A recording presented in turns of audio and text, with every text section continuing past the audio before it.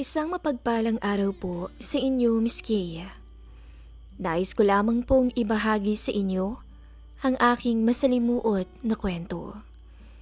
Hindi ko alam kung paano ko nga ba nakayang magsulat sa inyo. Gayong sariwa pa sa akin ang nangyaring pagtataksil ko sa aking anak. Tama, kagaya ng madalas niyong napapanood sa TV o kaya'y napapakinggan sa platapormang to. Ako po ay nagtaksil at ang pinakamasama pa ay inahas ko ang nobyo ng aking anak. Hirap na hirap akong tanggapin kung bakit ko nga ba iyon nagawa. Hindi ko alam kung ano ang pumasok sa aking kokote dahil pinatulan ko ang nobyo ng aking pinakamamahal na anak. Nagising na lamang ako isang araw na nasa tabi ko na si Mateo, ang nobyo ni Cassandra. Akala ko noon ay panaginip lang ang nangyari sa amin. Subalit, totoo pala. Ilang linggo na ang nakalilipas at binabagabag pa rin ako ng aking konsensya, Miss Kay. Hindi ko alam ang aking gagawin kung kaya't napadpad ako rito sa confession mo. Naisip ko kasing dito na lamang siguro ako magbabahagi ng aking kwento dahil alam kong hindi ako kilala at hindi malalaman ng aking anak ang sikreto ko. Ngunit bago ko pa man ikwento ang aking istorya, ay nais ko munang magpakilala sa inyo.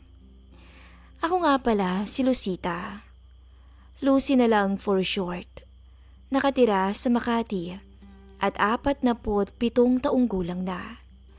Isang single mother at may isang anak na ang pangalan niya ay Cassandra. Si Cassandra ay anak ko sa pagkadalaga. Ang kanyang ama ay first boyfriend ko at hindi inaasahang nabuntis niya ako sa edad na 19. Nang malaman nitong buntis ako, ay agad itong nakipag-break sa akin at tumakas sa responsibilidad. May mga tao palang ganun talaga. Takot sa responsibilidad. Dalawa naman kami ng boyfriend kong gumawa, pero ang unfair lang dahil hindi niya ako pinanagutan. Sa katunayan, may balak sana akong ipalaglag si Cassandra, Miss Kay. Hindi pa ako ready noon, kahit na 19 anyos na ako. Isang taon kong tinago ang relasyon namin ng ex ko sa mga magulang ko, kung kaya't takot na takot akong ipagtapat sa kanila ang nangyari sa akin. Hindi kasi nila talaga alam na may nobyo ako noon at sobrang istrikta o istrikto pa naman nila. Mahigpit na hinabili ng aking magulang noon sa akin na wag daw akong makikipag-boyfriend muna dahil nag-aaral pa raw ako. Ngunit bilang isang dalaga na umuusbong ang kuryosidad at kaalaman, nagawa kong hindi sundin ang aking mga magulang. Tinago ko ang dating kasintahan ko ng 1 taon sa kanila. Hanggang sa tuluyan nga akong nabuntis. At ang masama pa, hindi pinanagutan. Totoo pa lang, ang mga magulang mo lang din ang dadamay sa'yo sa kahit anong problema ang kinakaharap mo. At kahit na may nagawa kang mali sa kanila, ay tatanggapin ka pa rin nila dahil sobrang mahal ka nila. Iba nga talaga ang pagmamahal ng isang magulang at walang makakatumbas dun. Ngunit ako, naging magulang nga ba ako sa aking anak? Masasabi kong ang anak ko ang pinakamagandang nangyari sa buhay ko. Lahat ng puyat, pagod at heartaches na naranasan ko sa tatay niya ay sobrang worth it dahil dumating siya sa akin. Hindi ko na pinagpatuloy pa ang aking pag-aaral pagkus kumuha na lamang ako ng TESDA sa kursong beauty care. Hindi naman sa pagmamayabang, may itsura rin naman ako at mahilig akong mag-ayos ng sarili. Pangarap kong magkaroon ng isang parlor shop malapit lang sa aming bahay. May kaya rin naman kami kung kaya't pinatayuan ako ng aking mga magulang ng isang maliit na parlor shop malapit sa bahay namin. At iyon ang naging kuhanan ko ng panggastos sa aking anak na si Cassandra. Yung tatay niya, hindi ko na alam kung nasaan at wala na rin akong balita tungkol sa taong yun. Wala na rin naman akong pakialam kung nasaan mang lupalop siya ng mundo o nakapag-asawa na ba at nagkaanak na rin. Sa katunayan, masakit pa rin sa akin ang ginawa niya dahil siya ang first love ko. Siya ang nakauna sa akin, ngunit wala na akong magagawa. Tapos na dahil hindi niya ako pinanagutan. Ilang taon ang nakalipas hanggang sa palagi nang hinahanap ni Cassandra ang kanyang ama. Sobrang sakit sa akin na nakikitang umiiyak ang anak ko tuwing umuuwi ito ng bahay. Minsan kasi ay nagsumbong to sa akin na inaaway raw siya ng kanyang makaklase sa eskwelahan dahil wala raw palagi ang kanyang ama sa tuwing family day. Noong bata pa siya ay palagi raw siyang inaasaran ng kanyang mga kaklase. Ang pamilya daw kasi ay may papa, mama at anak. Kaya naman naging tampulan siya noon ng tukso dahil baka nakuha lamang daw siya sa isang bangketa at inampun ko lang dahil wala siyang kinagisnang ama. Alam niyo naman siguro ang mga bata. Naalala ko pa noon na dumiretso ako sa guro nila at sinabi ang lahat ng nangyari sa anak ko. Simula naman noon ay nakahinga ako ng maluwag dahil hindi na ito umiiyak kapag umuuwi galing sa eskwela. Hanggang sa nagdalaga nga si Cassandra at hindi na namin napag-uusapan ang tungkol sa kanyang ama. Ngunit isang araw ay naglakas loob siyang hanapin ang totoong tatay niya. Hindi ko alam, Miss Kay, kung bakit sobrang nagalit ako noon sa kanya. Alam niyo yun? Bigla akong kinwestiyon ang sarili ko. Bakit? Hindi pa ba ako sapat sa kanya? Bakit hinanap pa niya ang tatay niya? Mag-isa ko siyang itinaguyod. Wala namang ambag ang tatay niya simula nung sinilang ko siya. Kaya bakit hahanapin niya ang lalaking yun? Kaya simula noon, sa tuwing tinatanong niya kung nasaan ang kanyang ama, ay palagi kaming nag-aaway ni Cassandra. Sinasabi ko na lang na bakit pa niya hanapin ang matagal ng patay? Iyon na lang ang tanging paraan para hindi niya ako kulit-kulitin pa. Hindi ko lang alam kung pinaniwalaan ba niya ang sinabi ko.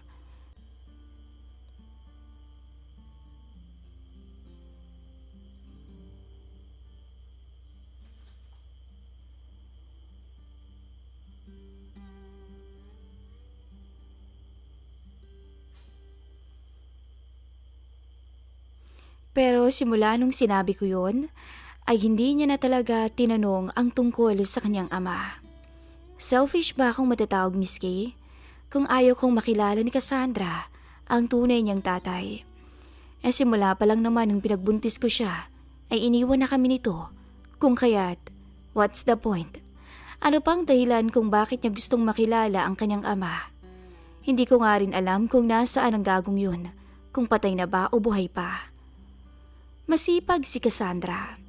Sa katunayan, 28 anyos na ang aking anak at nagtatrabaho bilang isang call center agent. Sumasali rin ito sa mga pageant dahil hindi naman sa pagmamayabang, ang aking anak ay may angkin ding ganda, sexy. Siyempre, kanino pa ba naman magmamana, kundi sa kanyang ina. Marami rin itong manliligaw at open naman ako sa kanila. Nung nagdadalaga pa ito ay masasabi kong napaka-strict ako. Ayoko kasing matulad siya sa akin na maagang nabuntis. Naintindihan naman niya yun dahil focus siya lagi sa pag-aaral at tuwang-tuwa naman akong nakapagtapos to ng kolehiyo. Simula nung nag-call center agent ang aking anak ay minsan na lamang kaming nagbabonding dahil sobrang busy siya sa trabaho. Kaya naman nagkakaroon ako ng time para asikasuhin ang aking sarili at ang aking pagnanobyo. Marami na akong nakarelasyon at hindi alam yun ng aking anak. Nahihiya kasi akong aminin sa kanya na kailangan ko pa rin ng makaramay sa buhay. Alam nyo na, yung makakatabi ko sa tuwing gabi sa kama. At kahit papaano'y pinapakilig ka pa rin. Simula kasi nung nabuntis ako, ay puro sa anak at negosyo lang ang atensyon ko umikot. Hindi ko na rin naasikaso ang buhay pag-ibig ko. Sa dami na ng aking naging nobyo, Miss Kay, lahat ng iyon ay palaging pumapalpak. Hindi ko alam kung toxic ba ako o toxic lang talaga ang mga naging kasintahan ko. Sa totoo lang, maganda ako. Sabi nga nila medyo kahawig ko raw si Ina Raimundo. Morena at maganda ang pangangatawan kahit na nasa 40s na. Hindi ko nga alam kung bakit niloloko ko ng mga nagiging nobyo ko. Habol lang pala sa akin ay pera at katawan ko. Kagaya ng aking anak ay marami rin akong manlikaw. Mga kaedaran ko rin naman minsan. Natatawa nga ako dahil may mga college student din na nakikipag-chat sa akin. Ang huli kong naging boyfriend, Miss Kay, ay isang 25 years old na lalaki. Hindi ko alam kung bakit sobrang natipuhan ko siya. Hindi niyo naman ako masisisi dahil gwapo talaga at maganda ang pangangatawan ng binata. Kaya nga lang, hindi kami nagtagal ng boylet kong yun. Ako na ang nakipag-break sa kanya dahil hindi talaga kami compatible. Hindi rin kami nagkakaintindihan. Siguro dahil sa layo ng agwat ng edad namin. Seloso din kasi ito. Ultimo customer ko sa parlor ay pinagseselosa nito. Napakabisyo rin ng lalaking yun. Palaging nasa barkada at nakikipag-inuman. Nahirapan talaga ako sa pag-handle ng relasyon namin, Miss Kay. Mahirap pala talaga ang magsyota ng mas bata sa'yo. Dahil hirap na hirap kang intindihin ang nararamdaman nito. Hindi rin matured ang isip at laging pag-enjoy lang ang gusto. Hindi ko matake ang mga pinagagagawa niya kung kaya't hiniwalayan ko na siya. Ayoko ring mapahiya kay Cassandra kapag pinakilala ko ito sa kanya. Natatawa nga ako minsan dahil pinagsasabihan ako ng mga kaibigan ko na bakit daw kasi pumatol ako sa mas bata pa at hindi sa edad ko na lang. Yung tipong maiintindihan namin talaga ang isa't isa. Yung makikita talaga ng aking anak bilang ama niya, hindi yung mas bata pa sa kanya. Ilang buwan din ang nakalipas nang magkahiwalay kami ng boyfriend ko. Kulit ng kulit ito sa akin. Subalit, hindi ko na talaga ito pinansin pa. Alam ko naman kasi kung ano ang habol nito. Yun ay pera.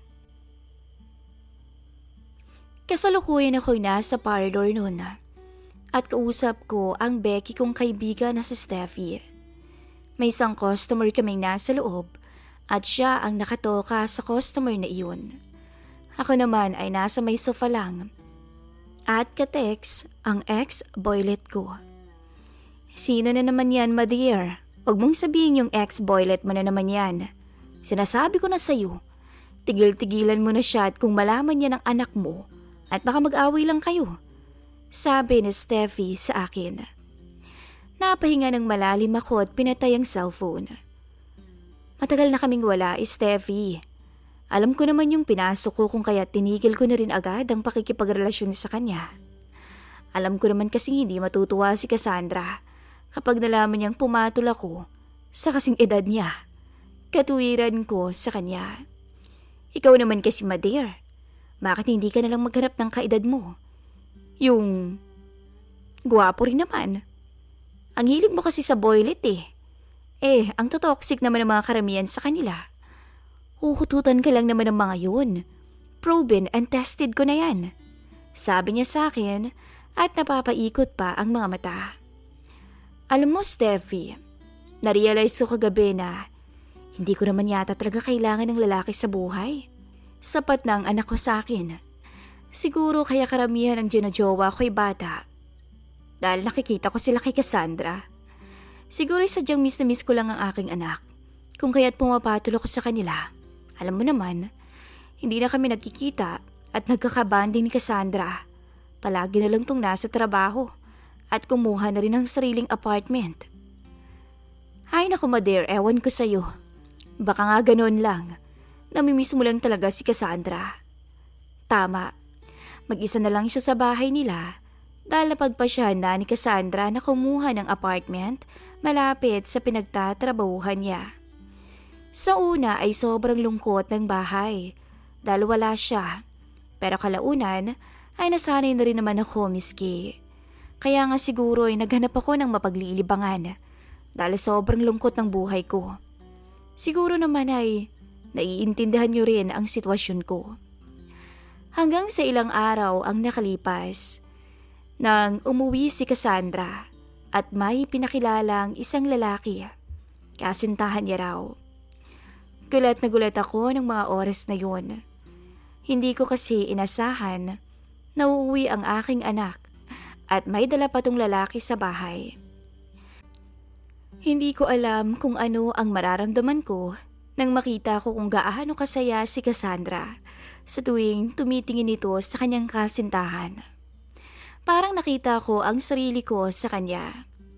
Yun din kasi ang tinging binibigay ko noon sa aking first love na kanyang ama. Ma, boyfriend ko po si Mateo. Simula niya at nilingon ako ni Mateo. Mateo, si Mama. Hello po tita, magandang araw po. Nakipagkamay si Mateo sa akin, kung kaya tinanggap ko naman yun. Tutok na tutok ako sa kasintahan ng aking anak at talagang kinikilatis ko ito. Medyo nailang ako o nailang si Mateo, kung kaya't napaiwas ito ng tingin at ibinaling na lang ang paningin sa aking anak na si Cassandra. Natawa pa nga ng mahina si Cassandra at napailing. Mama naman, huwag mo nang takutin si Mateo. Mabait yan at maalaga, kaya huwag kang mag-alala, hindi niya ako sasaktan. Confident na sabi ni Cassandra. Ilang minuto rin kaming nagkausap at masasabi ko namang mabait na bata si Mateo. 28 anyos din at kaedad lamang ng aking anak. Gwapo rin, matangkad at malaki rin ang pangangatawan. Isang fitness instructor na nakilala ng aking anak sa gym na pinupuntahan niya. Si Mateo ay naging personal trainer ni Cassandra, kung kaya't naging malapit ang mga ito sa isa't isa. Masasabi kong tama nga ang aking anak, mabait at maalaga si Mateo sa kanya. Hindi ko nga alam kung bakit nakikita ko si Mateo kay Ryan, ang tatay ni Cassandra. May pagkakahawig rin kasi sila at pareho rin ang pagkakaugali. Habang nasa pagkainan kami, ay talagang sweet na sweet ang magkasintahan. Pinagsasandukan palagi nito ang anak ko at talagang asikasong asikaso. Kung kaya't bumalik sa aking isipan ang nakaraan namin ng ama ni Cassandra. Ganitong ganito dun ito dati. At dahil sobrang naiilang ako at hindi rin maganda ang pakiramdam ko, ay nagpaalam na muna ako sa kanila at tumungo sa aking silid.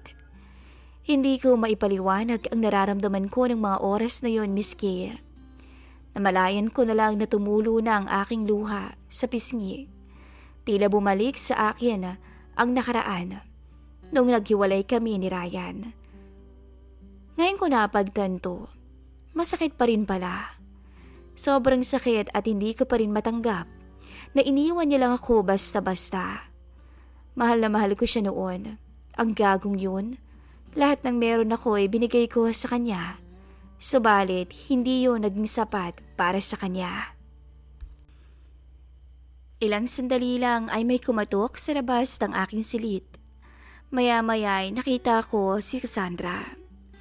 Mabilis kong pinunasan ang luha sa pisngi ko gamit ang dalawang kamay ko. Pero alam kong nakita pa rin yun ni Cassandra. Tumabi ito sa akin. Ma, bakit kayo umiiyak? Malambing na tanong niya habang sumandal sa balikat ko. Napailing ako at ngumiti ng pilit. Masaya lang ako anak dahil nakatagpo ka na ng taong tunay na magmamahal sa'yo. Kitang-kita ko kung paano mo tingnan si Mateo kanina. Nakikita ko nga ang sarili ko sa iyo noon. Nung kami pa ng iyong ama. Sa totoo lang, ngayon ko lang sa kanya na open ang tungkol sa kanyang ama sa hinaba-haba ng panahon. Takot kasi ako noon na makita niya akong lugmok at umiiyak pa rin dahil sa ama niya. Ayokong makita niya ang kahinaan ko na hindi pa rin ako nakaka-move on sa tatay niya. Sige na nga, aaminin ko na. Pero alam mo anak, umaasa pa rin talaga ako na babalikan tayo ng tatay mo. Ma, kung ano man ang nagawa niya sa'yo noon, sana'y mapatawad mo na siya para makapag-move on ka na. Alam kong galit ka pa rin at umaasang babalik siya, ngunit hindi na siya babalik sa atin. Hindi na tayo babalikan ni Papa. Napakunot ang aking noo dahil sa sinabi ni Cassandra. Hindi ko alam kung ano ang ibig niyang sabihin. Bakit parang may alam siya? May hindi ba ako nalalaman, Cassandra? At dahil napansin niya yun, ay hinawakan niya ang aking dalawang kamay at pinisilyo ng marahan. Huwag po sana kayong magagalit, pero matagal ko na pong nakausap si Papa. Siya po yung nag-reach out sa akin at kinamusta niya ako. Pasensya ka na talaga, Ma, at ngayon ko lang sinabi sa'yo. Alam ko naman kasing magagalit kayo eh. Sa puntong yun ay hindi ako makapagsalita. Napaawang na lang ang aking labi habang nanlalaki ang mga matang tumingin kay Cassandra. Hindi ko inasahang magagawa niyang maglihim sa akin at tungkol pa talaga yun sa kanyang ama. Ilang segundo rin akong natahimik hanggang sa nagpatuloy sa pagsasalita si Cassandra. Alam ko naman kasing ayaw niyong pag-usapan si Papa, kung kaya't di ko na sinabi sa inyo. Iniiwasan ko rin na magkaroon ulit tayo ng alitan, kagaya ng dati. Pero alam mo Mama, nung makita ko siya, sa una, napakasaya ko. Dahil sa wakas, alam kong buo na rin ang pagkatao ko dahil nakilala ko ng aking ama. Ngunit, alam mo kung ano naiisip ko noon? Kung ano yung mararamdaman mo kapag nalaman mong nagkita kami ng taong kinamumuhian mo. Ma, siguro naman karapatan kong makilala siya, di ba? Napaiwas ako ng tingin dahil sa sinabi niya. Doon lang nag-sink in ang lahat sa akin.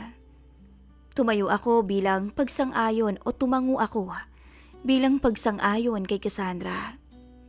Alam kong balang araw ay magkikita rin ang mga ito at napaghandaan ko na iyon. Noon ay talagang sobrang galit ako sa tuwing tinatanong niya ang tungkol sa kanyang ama. Subalit kalaunan ay na-realize ko rin na may karapatan nga rin naman si Cassandra na kilalanin ang kanyang ama. Dahil pagbalik-balik rin man ang mundo, ama pa rin siya ni Cassandra at wala ako sa posisyon na pigilan ito kung gusto niyang makilala ang kanyang ama. So, kumusta naman siya? Tanong ko. Ilang segundo ang nakalipas bago magsalita si Cassandra. Huminga muna ito ng malalim bago sumagot. Okay si Papa, Mama. At may sarili na ring pamilya. 3 lang anak niya. Pasensya ka na talaga, Cass. Kung palagi akong nagagalit sa'yo kapag tinatanong mo ko tungkol sa iyong ama. Alam mo naman, masakit lang kasi para sa akin na maalalang muli ang aming nakaraan. Hindi ko rin kasi matanggap na iniwan niya tayo. Pero ngayon, masaya ako para sa'yo. Dahil sa wakas, nakilala mo na siya. At doon, mas naging matatag ang samahan naming mag-ina. Mas naging close pa kami lalo ni Cassandra, pati na rin ang kanyang nobyong si Mateo. Ginawa ni Mateo ang lahat para magustuhan ko siya bilang nobyo ng aking anak. Kinabukasan pa nun ay pumunta kami sa mall upang mamasyal. Kitang-kita ko kung gaano kasaya si Cassandra. Hanggang sa ilang araw na rin ang nakalipas at umalis na si Cassandra sa apartment dahil nag-iba ang shifting niya. Instead na day shift ay naging night shift na siya sa work at work from home pa. At dahil sinuggest kong dito na lang siya sa aming bahay magtrabaho, ay sumang-ayon naman ang aking anak. Mas makakatipid at maaasikaso ko rin siya palagi. Araw-araw ay naroon rin si Mateo sa aming bahay. Minsan ay naririnig ko rin ang mga hagik-gikan, kulitan, pati ng pag-aaway ng dalawa sa loob ng silid. Hindi naman ako nakikialam, lalabas na rin ako ron at normal naman yun sa magkasintahan. Pero isang araw, wala si Cassandra sa bahay dahil pumunta ito ng office upang mag-report sa trabaho. Isang araw lang naman siya roon at matutulog na lang sa katrabaho nito. Nagpaalam siya sa akin kung kaya't panatag ang loob ko na nasa mabuting kalagayan siya. At dahil wala ang aking anak, ay pumunta ako sa parlor upang makijam sa aking mga kaibigan. Konting inuman at kasiyahan. Pagkatapos ay umuwi na para magpahinga. Hindi ko naman inasahan na pupunta sa bahay namin si Mateo na pasuray-suray ang lakad. Hinahanap nito si Cassandra at umiiyak na para bang bata. Lasing na lasing ang binata at hindi ko naman matiis na tingnan lang. Dahil sobrang awa ay agad kong inalalayan si Mateo at ipinasok sa loob ng bahay. Hindi ko nga alam kung anong gagawin ko noon.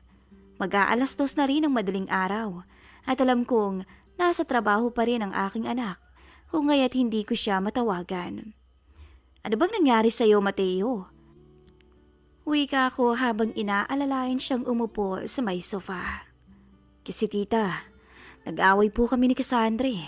Ayoko naman po siyang mawala sa akin, tita. Mahal na mahal ko siya. Ano ba naman kasing pinag-awayan yung dalawa? At bakit ka pa naglasing? Alam mong wala rito si Cassandra. Bakit pumunta ka pa rito?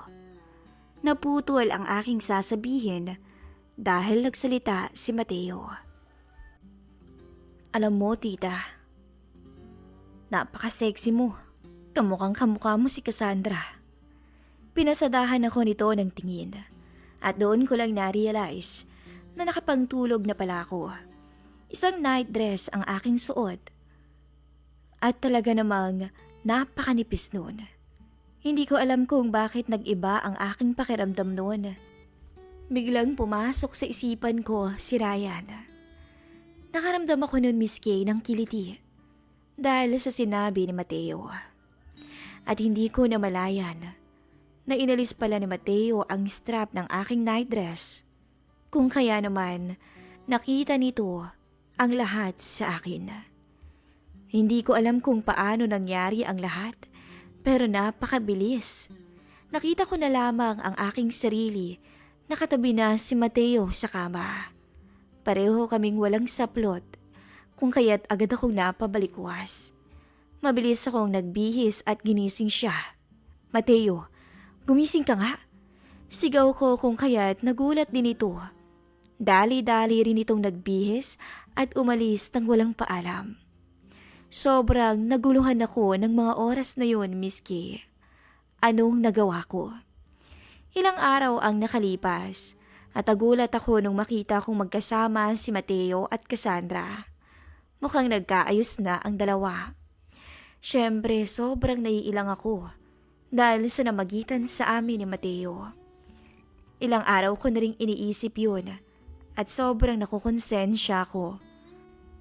Nang dahil sa alak, ay nagawa namin ang bagay na yun. Isang gabi, alas 11 siguro yun kung kaya't nasa trabaho na si Cassandra at nagkukulong sa silid nito. Kumatok si Mateo ng aking silid, ngunit dahil hindi nakasarado iyon, ay bigla nitong pinihit ang siradura at nakita niya akong nagbibihis.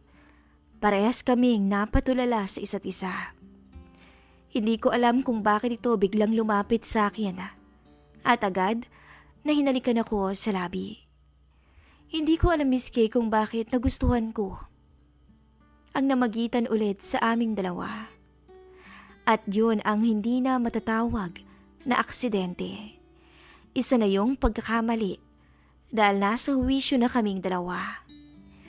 Hanggang sa nasanay na akong hinahanap ko o hinahanap-hanap na ng katawan ko si Mateo.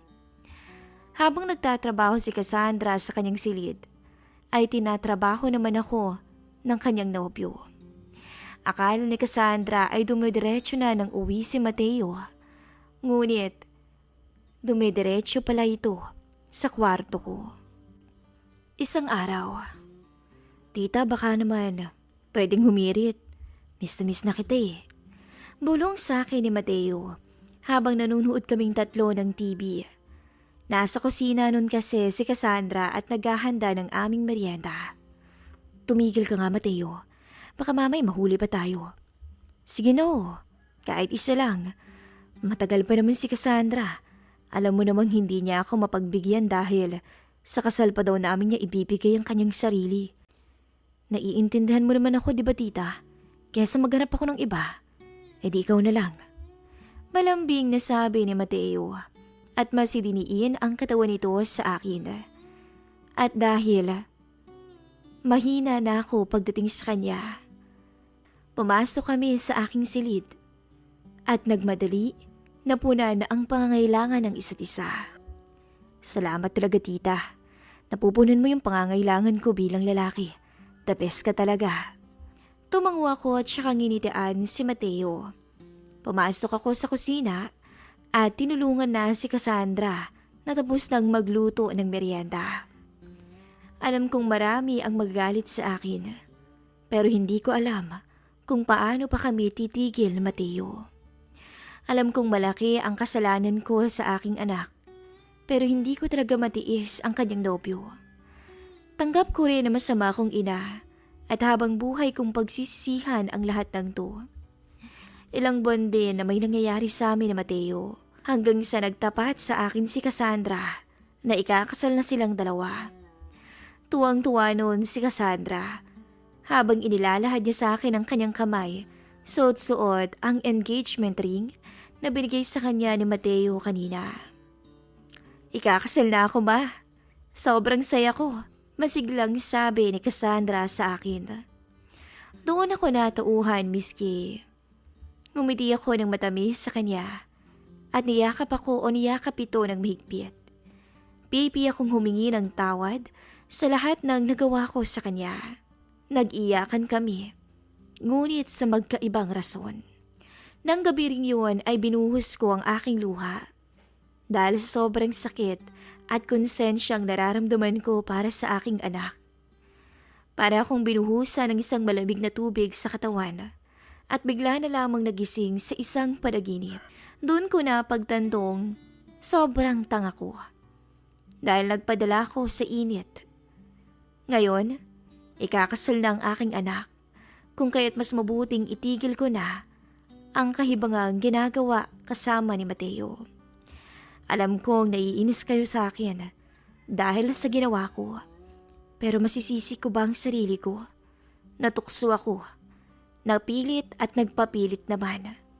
Ayokong sakta ng aking anak, ngunit nagawa ko na.